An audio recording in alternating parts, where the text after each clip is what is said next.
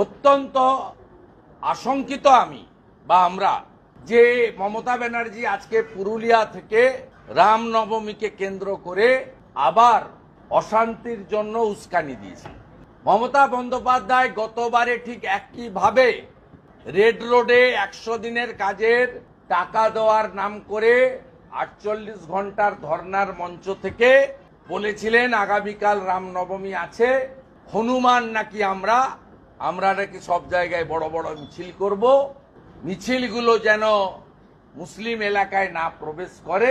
কোনো মুসলিম বলেনি, মমতা ব্যানার্জি বলেছিলেন, রিকল করুন।